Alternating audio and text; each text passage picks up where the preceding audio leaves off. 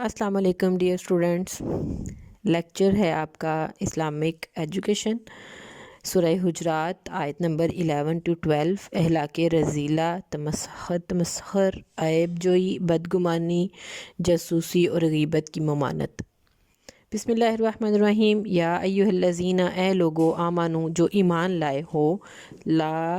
یسخروا، مذاق نہ اڑائیں، قوم، کوئی قوم، من قوم، کسی قوم کا، عسیٰ، شاید، ان یکونوا، کہ وہ ہوں، خیراً، بہتر، منہم، ان سے،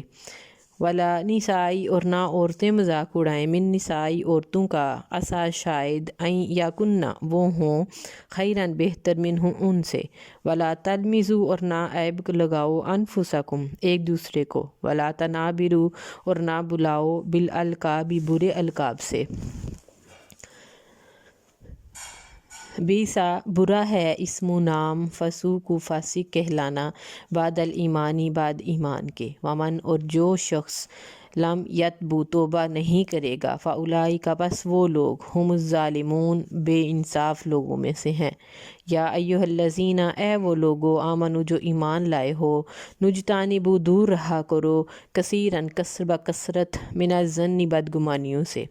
انا، بے شک، بعد الظن، بعد بدگمانیاں، اسم، گناہ ہے، ولا تجسسوا، اور جاسوسی نہ کرو، ولا یغتابوا، اور غیبت نہ کرو، بعضکم بعض، ایک دوسرے کی،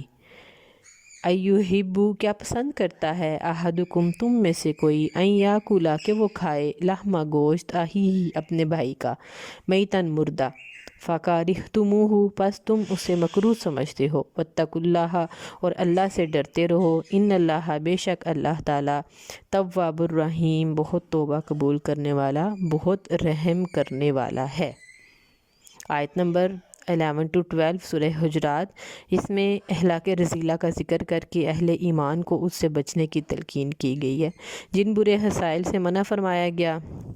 جو ہم نے اس آیت میں پڑھے، وہ کیا ہیں کہ ایک دوسرے کا مذاق نہ اڑایا جائے،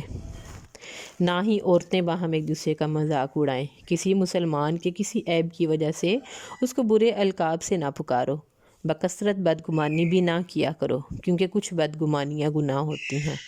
ایک دوسرے کی جاسوسی اور ٹو بھی نہ لگایا کرو، ایک دوسرے کی غیبت بھی نہ کیا کرو، کیونکہ غیبت کرنا ایسے ہی ہے جیسے اپنے مردہ بھائی کا گوشت کھانا۔ یہ آپ کا فرسٹ کویسچن تھا۔ اب ہم چلتے ہیں اپنے سیکنڈ کویسچن کی طرف، جو حدیث ہے، حدیث نمبر 13 آج ہم کریں گے، ہلاکت والی باتیں۔ عن ابی ہریرہ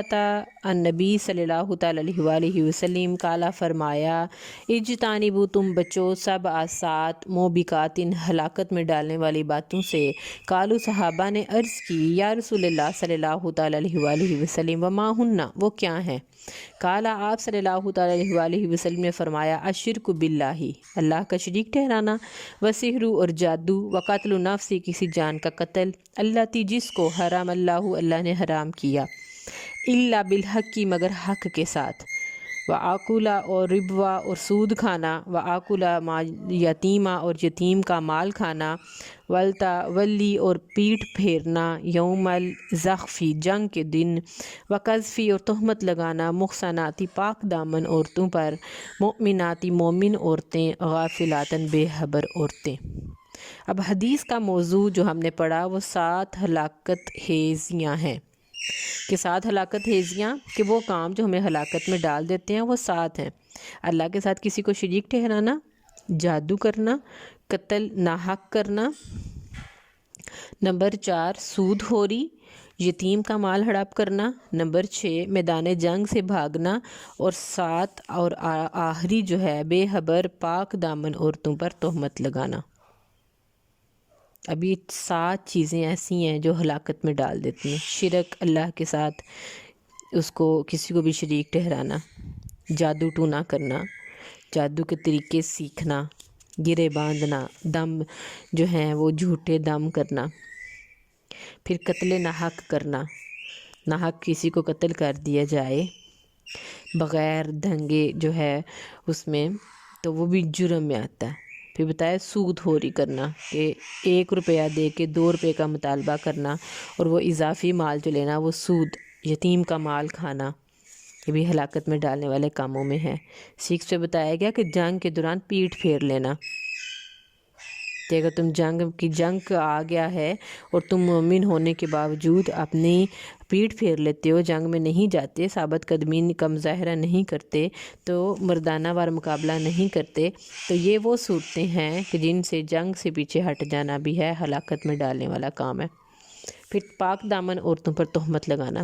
کہ وہ عورتیں جو اپنا کام اپنے لحاظ سے اپنے گھروں میں رہتی ہیں، باہر نکلتی ہیں تو اپنے کام سے نکلتی ہیں، ارد گرد کی ٹو نہیں رکھتی، کسی کے ساتھ کوئی بھی جو ہے وہ برے مراسم نہیں رکھتی، کسی کے ساتھ کوئی بھی ان کی جو ہے کوئی بدزمانی نہیں کرتی، لڑائی جھگڑا نہیں کرتی۔ اب ان عورتوں پر بدکاری اور برائی کا الزام لگانا انتہائی گھٹیا اور قبیح فعل ہے۔ اس کے بارے میں بتایا گیا کہ ایسا کرنے والا جو ہے وہ ہلاکت میں چلا جائے گا، ہلاکت میں ڈال دیا جائے گا۔ تو یہ 7 کام بتائے گئے جو ہلاکت میں ڈالتے ہیں۔ اللہ تعالیٰ آپ کو اور مجھے ان سے محفوظ رکھے اور ہمیں اپنی رحمت میں ہمیشہ اپنی رحمت کے سائے میں رکھے، آمین۔ دعا میں یاد رکھیے گا، خوش رہیں۔ اللہ تعالیٰ آپ کا اور میرا حامی و ناصر۔ السلام علیکم ورحمۃ اللہ۔